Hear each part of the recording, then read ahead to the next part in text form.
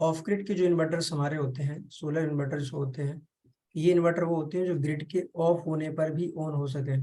Grid of हो गई है मतलब ग्रिड चली गई है, ग्रिड मतलब होता है मेंस। आपके मेंस कभी भी कट हो सकते हैं, मेंस के कट होने के बाद जो इन्वर्टर दोबारा से ऑन हो सके, ऑन हो जाए मेंस के जाते ही तुरंत ऑटोमेटिक तरीके से, उसको बोलते हैं ऑफ ग्रिड के इन्वर्टर। अब ये दो टाइप के होते हैं, पहले ऑफ ग्रिड समझ लेते हैं। ऑफ ग्रिड के इन्वर्टर्स में बैटरियां लगेंगी, तो बैटरियां लगेंगी इसका मतलब है आपको बैकअप मिलेगा। ठीक, बैकअप का मतलब होता है सोलर भी नहीं आ रही है और मेंस भी नहीं आ रही, उसको बोलते हैं बैकअप। तो बैटरियां आपके बैकअप के लिए इन्वर्टर्स में लगाई जाती हैं। अच्छा, अगर बैटरियां लगी हैं, मान लो वो 12 वोल्ट की बैटरी एक लगी है और आपको 220 वोल्ट बनाने हैं, उस केस में आपको क्या करना होगा, इस 12 वोल्ट को 220 वोल्ट बना के देना पड़ेगा। ये इसको एसी बना लेंगे पहले इन्वर्टर की हेल्प से, फिर 220 वोल्ट की एसी आपको लोड को चलाने के लिए देनी पड़ेगी। तो यहाँ पर हम क्या करेंगे, स्टेप अप ट्रांसफार्मर लगाएंगे, इसको बोलते हैं मेन ट्रांसफार्मर। तो बैटरी वाले इन्वर्टर्स में क्या होता है, मेन ट्रांसफार्मर लगे होते हैं वोल्टेज को स्टेबल करने के लिए बस, ठीक है, स्टेप अप स्टेप डाउन करने के लिए। एक ही ट्रांसफार्मर स्टेप अप का भी काम करता है, स्टेप डाउन का भी काम करता है। क्लियर। तो यहाँ पर बैटरी के साथ साथ आपका क्या होता है, एक ट्रांसफार्मर भी लगा होता है। बैटरियां होती है बैकअप के पर्पज से। ठीक, अब इसके दो भाई हैं, भाई नहीं बोलेंगे, इसके दो बेटे हैं, एक ऑनलाइन है एक ऑफलाइन है। ऑफ ग्रिड के इन्वर्टर दो टाइप के होते हैं, एक होता है ऑफलाइन, एक होता है ऑनलाइन। ठीक है, जैसा आप नाम समझ रहे होंगे, इसमें लाइन ऑफ हो जाती है और ऑनलाइन में लाइन ऑन रहती है हमेशा, बस सिंपल शब्द। जो वर्ड है उसको समझने की कोशिश किया करो। ऑफलाइन के इन्वर्टर्स में लाइन ऑफ हो जाती है, ऑनलाइन के इन्वर्टर में लाइन हमेशा ऑन रहती है। ठीक है, ऑनलाइन के इन्वर्टर्स में लाइन हमेशा ऑन रहेगी। हमेशा का सर क्या मतलब है, हमेशा का मतलब है 24 आवर्स इंटू 7 डेज। कहने का मतलब है 24 इंटू 7 हमेशा ऑन रहेगी, 1 मिली सेकेंड के लिए भी नहीं जाएगी। ठीक है, 1 सेकेंड के लिए भी नहीं जाएगी, कहने का मतलब ये है, जब तक इन्वर्टर खराब ना हो। ठीक है, कंडीशंस ना लगाई जाए तब तक ये चलता रहेगा। ठीक है, उसको बोलते हैं ऑनलाइन के इन्वर्टर। और ऑफलाइन के इन्वर्टर्स में लाइन ऑफ हो जाती है। अब ये लाइन कितनी देर के लिए ऑफ हो सकती है, 10 मिली सेकेंड के लिए भी ऑफ हो सकती है, और 20 मिली सेकेंड, 50 मिली सेकेंड, 1 सेकेंड, वो डिपेंड करेगा टाइप ऑफ इन्वर्टर के ऊपर। क्लियर। अब क्वेश्चन आता है कि इसके दो बेटे हैं, दोनों बेटों में क्या डिफरेंस है, ऑफलाइन और ऑनलाइन में क्या डिफरेंस है, तो समझ लेते हैं। ऑफलाइन के इन्वर्टर होते हैं डोमेस्टिक यूज के लिए होते हैं, डोमेस्टिक। डोमेस्टिक मतलब होता है हाउस होल्ड, घरों में लगाने वाले इन्वर्टर्स होते हैं। ठीक है, और ऑनलाइन के इन्वर्टर्स जो होते हैं वो होते हैं आपके कॉमर्शियल यूज के लिए, कॉमर्शियल या फिर इंडस्ट्रियल यूज के लिए। ठीक है, इतना क्लियर हो गया। तो हम लोग यही समझ रहे थे कि ये आपका ऑफलाइन आपके जो होते हैं वो होते हैं हमारे हाउस होल्ड के लिए, हाउस होल्ड मतलब पर्सनल यूज के लिए, घरों के लिए। ठीक है, इसकी रेटिंग भी इसी हिसाब से होती है, उनकी डिजाइन भी उसी हिसाब से होती है। तो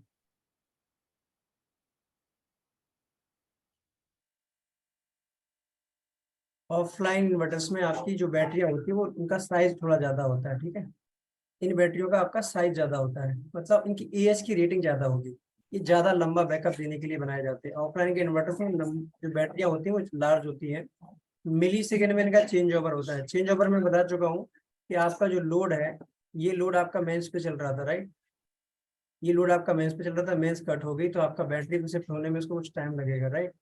वो जो टाइम लगता है बैटरी पे शिफ्ट होने में वो आपका कितना लग रहा है, वो मिली सेकेंड में लगता ही लगता है। ठीक है, क्लियर। नॉन रेगुलेटेड आउटपुट होता है इनका। नॉन रेगुलेटेड आउटपुट का मतलब होता है कि लोड आपका कभी चलेगा 220 वोल्ट पर, कभी चलेगा 180 वोल्ट पर, कभी चलेगा 235 वोल्ट पर। क्यों चलेगा, इसलिए वेरी क्यों कर रहा है, देखो वेरी इसलिए कर रहा है क्योंकि आपकी मेंस का वोल्टेज वेरी होगा। मेंस डायरेक्टली लोड को चलाती है, मेंस डायरेक्टली कनेक्ट होती है लोड से, तो ये इसको बोलते हैं non regulated output.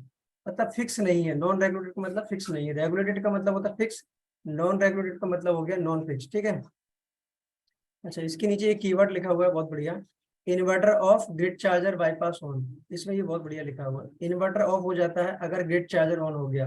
Grid charger तभी ऑन होगा जब आपकी मेंस कनेक्ट होगी, जब भी आपकी मेंस कनेक्ट हो जाएगी तब आपका इन्वर्टर ऑफ हो जाएगा। फिर लोड किस पे चलेगा, मेंस पे लोड चलेगा, चार्जिंग भी इसी से होगी, चार्ज भी इसी से होगी और लोड भी इसी से चलेगा मेंस से। उस समय इन्वर्टर को ऑफ होना पड़े। अगर इन्वर्टर ऑन हो गया तो इसको ऑफ होना पड़ेगा, ठीक है। ये ऑफलाइन की मजबूरी है। इन्वर्टर ऑन होगा या ग्रिड चार्जर होगा, दोनों एक साथ ऑन नहीं हो सकते हैं। इन्वर्टर ऑफ तो ग्रिड चार्जर ऑफ, अगर ग्रिड चार्जर ऑन है तो इन्वर्टर ऑफ होना पड़ेगा। क्लियर, ये इसकी मजबूरी है।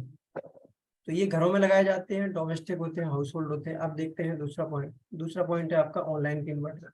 ये इन्वर्टर कॉमर्शियल और इंडस्ट्रियल यूज के लिए होते हैं। तो स्मॉल बैटरियां लगती है इसमें, 7 AH की बैटरियां लगेगी, 40 AH की लग जाएगी, 25 AH की लग जाएंगी। इसमें बैटरियां जो होती है ना, सील्ड मेंटेनेंस फ्री बैटरी, जिसमें पानी नहीं डालना होता है, वो बैटरियां इसमें लग जाती है। 60 AH की लग जाएंगी, 75 AH की लग जाएंगी, मैक्सिमम 100 AH तक की लगाएंगे हम, ठीक है।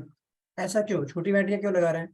छोटी बैटरियां इसलिए लगा रहे हैं बॉस कि इसमें हमको बैकअप का टाइम बहुत कम चाहिए होता है। ऑनलाइन के इन्वर्टर्स में जो बैकअप आपको नीड होती है वो बहुत कम नीड होती है, ड्यूरेशन कम होता है। लोड ज्यादा होता है लेकिन ड्यूरेशन आपका 5 मिनट से लेके 10 मिनट 15 मिनट तक, बस 5 से 15 मिनट तक का ही बैकअप चाहिए आपको। 5 से 15 मिनट का बैकअप के लिए लोड ज्यादा होगा लेकिन टाइम कम है, तो हम क्या करते हैं, एएच को कम कर लेते हैं और वोल्टेज बढ़ा लेते हैं बैटरियों का। तो कहने का मतलब है 12 वोल्ट की आपको 20 बैटरी यूज कर सकते हो, 12 वोल्ट की आप 30 बैटरी यूज करोगे।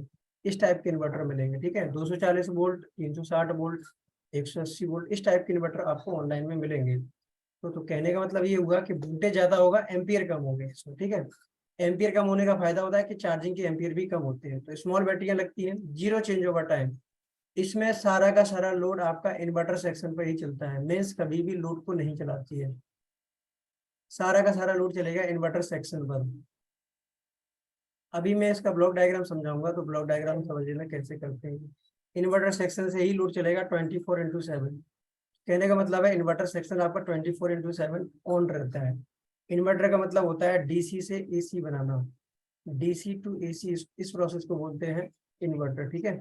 इन्वर्टर सेक्शन ऑलवेज ऑन लिखा हुआ है, पॉइंट ये क्लियर हो गया। तो ऑफ ग्रिड के दो इन्वर्टर हैं, ऑफलाइन ऑनलाइन।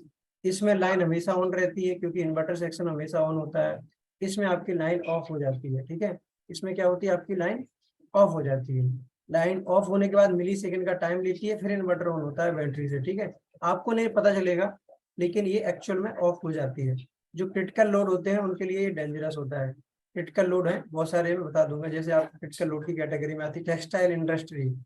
टेक्सटाइल इंडस्ट्री में आपका कोई बड़ा काम हो रहा है, कपड़े बन रहे हैं, आपकी डिजाइन कोई चल रही है, पैटर्न आपका चेंज ओवर हो गया, थोड़ा सा भी चेंज ओवर हो गया या फिर वोल्टेज ऊपर नीचे हो गया, नॉन रेगुलर आउटपुट आ गया, तो ये कपड़े का पैटर्न चेंज कर देंगे, कपड़ा आपका बेकार हो गया। उस केस में आपको ऑनलाइन के इन्वर्टर चाहिए जिसमें कोई चेंज ओवर नहीं होगा और फिक्स वोल्टेज मिलेगा। तो इसमें एक पॉइंट है, बेस्ट रेगुलेटेड आउटपुट मिलता है। अगर आपने फिक्स कर दिया 220 वोल्ट, तो 220 ही आएगा, ना 219 ना 222, ठीक है। कम ज्यादा नहीं होगा वोल्टेज, फ्लक्चुएशन नहीं आएगा आउटपुट पर कभी भी, अगर आपने ऑनलाइन का इन्वर्टर लगा रखा है। तो आईटी सेक्टर है, कॉमर्शियल बिल्डिंग्स है, बैंक है। बैंक में कभी भी कोई भी इन्वर्टर नहीं लगेंगे, सिर्फ ये इन्वर्टर लगता है बैंक में, ठीक है। ऑनलाइन इन्वर्टर ही लगेंगे, बैंक हो गया आपका, हॉस्पिटल हो गए, और भी क्रिटिकल इंडस्ट्री है वहां पर, ठीक है। तो चेंज ओवर टाइम ना हो रहा हो वहां पर हम कौन सा इन्वर्टर देंगे, ऑनलाइन का इन्वर्टर देंगे। तो ये क्लियर हो गया। अब अगला टॉपिक है हाइब्रिड के इन्वर्टर कौन से हैं, उनको समझ लेते हैं, ठीक है। इसके बाद जो नेक्स्ट टॉपिक है वो आपका हाइब्रिड के इन्वर्टर है।